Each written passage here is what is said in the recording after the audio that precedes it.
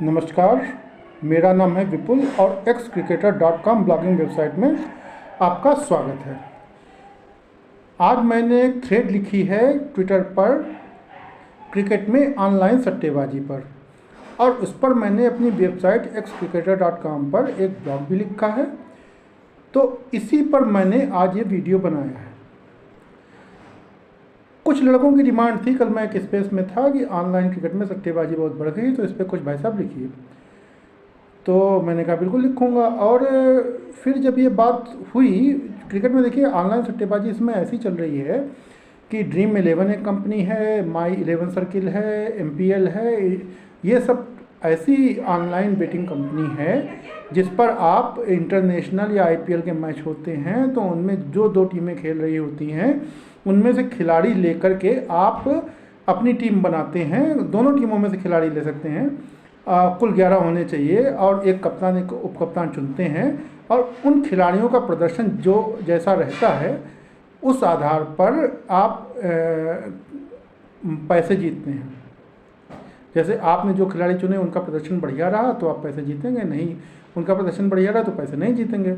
कप्तान और उप कप्तान में ऐसा होता है जितने पॉइंट उनके मिलते हैं उनका शायद 2 गुना या 1.5 गुना ऐसा होता है, तो कप्तान चुनने में भी कुछ होता है। तो ये ऑनलाइन बेटिंग कंपनी चल रही हैं। इसमें विराट कोहली MPL से जुड़े हैं, माई 11 सर्किल से आपके जुड़े हैं BCCI पूर्व प्रेसिडेंट सौरव गांगुली, और धोनी वगैरह ड्रीम 11 से जुड़े हुए हैं। ड्रीम 11 से लगभग सब कोई जुड़ा हुआ है। तो जब ये बात हुई तो मुझे 1994-95 की बात ध्यान में आई। उत्तर प्रदेश में उस समय लॉटरी का धंधा अपने चरम पर था, और लॉटरी उसमें ऐसे निकलती थी कि 1 रुपये की लॉटरी आती थी, 2 रुपये की लॉटरी आती थी और 5 रुपये की लॉटरी आती थी। तो 1 रुपये की लॉटरी जो आती थी और 2 रुपये की लॉटरी जो आती थी उसमें अंतिम अंक जो होता था उस पर एक तरीके से पैसे मिलते थे। जैसे अंतिम अंक जैसे 7 आया तो 7 जिसका अंतिम अंक होगा उसको 7 रुपये मिलेंगे, या 2 रुपये की लॉटरी है तो 15 रुपये मिलेंगे। 1 रुपये पे 7 रुपये मिलते थे, 2 रुपये पे 15 रुपये मिलते थे, और एक 5 रुपये की लॉटरी आती थी उसमें 3 अंक जब मिलते थे तो 1500 मिलते थे। तो इस तरीके की लॉटरी चलती थी। और मणिपुर स्टेट, पंजाब, हरियाणा, तरह तरह के स्टेट नाम से लॉटरी निकलती थी उत्तर प्रदेश में।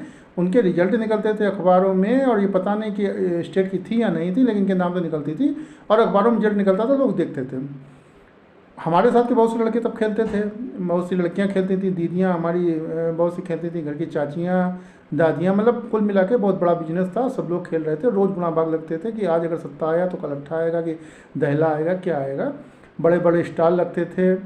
और एक चीज़ उसमें एक और थी कि जैसे अगर आपने 1 रुपये की लॉटरी आपने खेली और 7 रुपये आप जीत गए तो 7 के साथ आपको कैश नहीं मिलेंगे, उसमें आपको 1 रुपये की लॉटरी खरीदना अनिवार्य है, 15 रुपये वाले में 2 रुपये की लॉटरी खरीदना अनिवार्य था, और 1500 वाले में भी सेम था। तो भैया ऐसा हुआ कि इस लॉटरी के नशे में बहुत से युवा फंसे, बहुत से परिवार बर्बाद हुए, चोरी डकैती, फांसी लगी, अपराध बढ़े, हत्या, लूट, डकैती, किडनैपिंग, सब कुछ हुआ। इतना सब कुछ हुआ, और उसके बाद में 1994-95 में मायावती की गवर्नमेंट बनी, और मायावती ने एक झटके में लॉटरी पे बैन लगा दिया। मायावती के इस फैसले के विरोध में बहुत से लोग रोए गाए और बहुत से धरना प्रदर्शन हुए, लेकिन मायावती मानी नहीं। और मायावती का एक काम ऐसा था जो केवल सामाजिक अच्छाई के लिए था, इसमें उनका कोई राजनीतिक लाभ नहीं था। इस काम के लिए आज भी उनकी तारीफ होती है। तो अब यहाँ से बात हम ऑनलाइन बेटिंग ऐप पे लाते हैं। इसी के बाद में अब हुआ ऐसा कि हमारे बगल में एक हलवाई था, उसका एक भाई था, उसने 3 साल पहले फांसी लगाई। तो हमको ये लगा कि शायद कोई लड़की वगैरह का मामला होगा, जवान था। फिर अभी थोड़े दिन पहले पता चला कि वो ऑनलाइन क्रिकेट की सट्टेबाजी में रुपया हारा था, और कई रुपया हारा था, मतलब लाखों में था मामला। तो बड़ा मुझको अचंभा सा हुआ।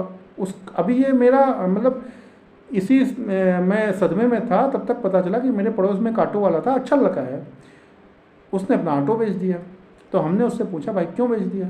तब उसने बताया कि वो माई 11 सर्किल और MPL वगैरह में काफ़ी रुपया हार चुका है, तो उसे कर्जा चुकाने के लिए ऑटो बेचना पड़ा।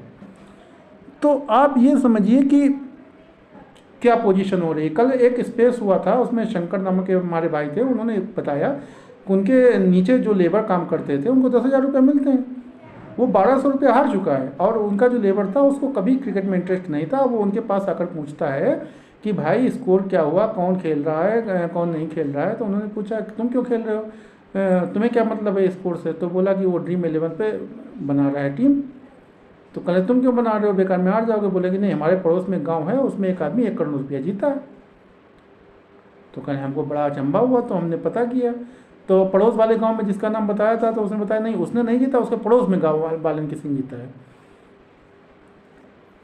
तो भाई अब जीता होगा या नहीं जीता होगा हम नहीं बता सकते, हमने तो आज तक जीता नहीं, लेकिन देखा नहीं। लेकिन अगर हमने नहीं देखा तो ऐसा नहीं है कि नहीं हो सकता है कि जीते हों ड्रीम 11 या माई 11 सर्किल पे, हमने आज तक नहीं देखा। बहरहाल अब हो भी सकता है, हम इस बात से डिनाई नहीं कर सकते।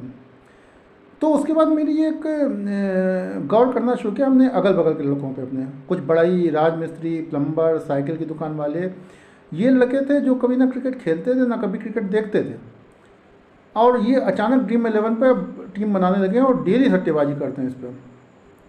एक नाई हमारे पड़ोस में है, उसकी माँ अभी मरी है और 13 दिन हुए ही हैं उसके, और वो मुझसे कल ड्रीम 11 की बात कर रहा था।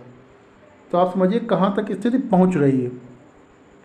और हमने जब पहली बार खेला था तो ड्रीम 11 पर 2020 में, तो हम एक ऑटो से जा रहे थे, वो ऑटो वाले के पास उसकी बहन का फ़ोन आया, उसने कुछ रुपये मांगे, उसने उसको ट्रांसफ़र किए रुपया, और उसके बाद उसने बड़ा शौक से मुझे बताया कि उसकी बहन जो है ड्रीम 11 पर टीम बना के खेलती है और रुपया जीतती है।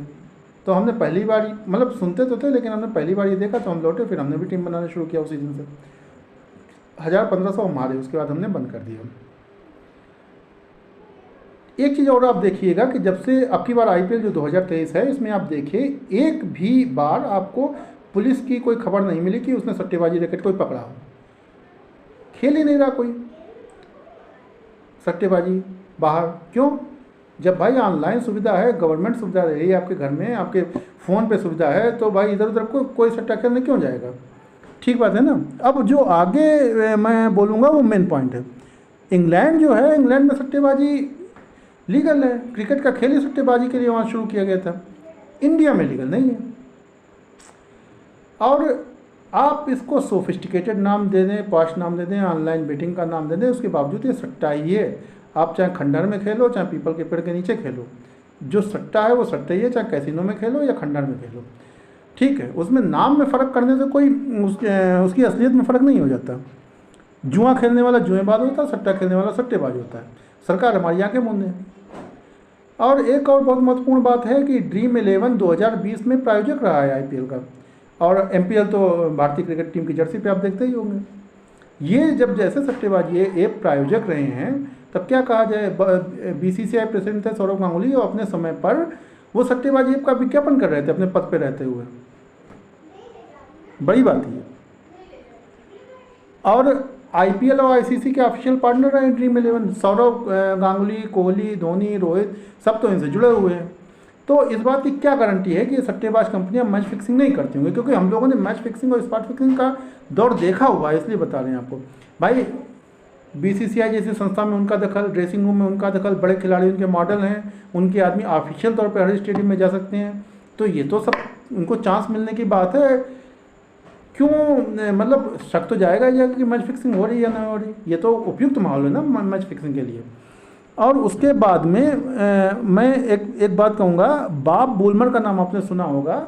2007 में वेस्ट इंडीज़ में पाकिस्तान की टीम का मैनेजर था और साउथ अफ्रीका का था, वो मार दिया गया। हैंसी क्रोनिये 2000 में पकड़े गए थे सट्टेबाजी में, बैन हो गए। उसके बाद वो हवाई दुर्घटना में ख़त्म हो गए।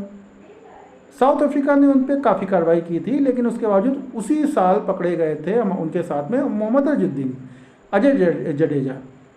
तो मोहम्मद अजहरुद्दीन तो इस समय हैदराबाद क्रिकेट संघ के प्रेसिडेंट हैं। अजय जडेजा जो है बाँच रहेंगे हम TV पे।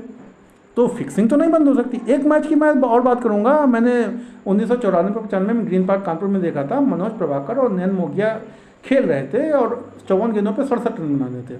मनोज प्रभाकर आखिरी तक नॉट आउट रहे थे। 21 गेंदों पे 4 रन मोगिया ने बनाए थे। आखिरी ओवर में नहीं खेला था।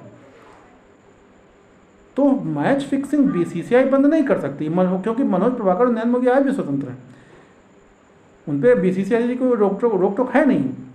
तो इसका मतलब है बीसीसीआई मैच फिक्सिंग को तो नहीं रोक सकती, लेकिन उसके बावजूद मैं भारत सरकार से डिमांड करूंगा कि ये जो ऑनलाइन सट्टेबाजी ऐप हैं इन पर तत्काल प्रतिबंध लगाया जाए, क्योंकि दशा वही होती चली जा रही है जो 1994-95 में उत्तर प्रदेश में हुई थी लॉटरी के चक्कर में युवाओं की।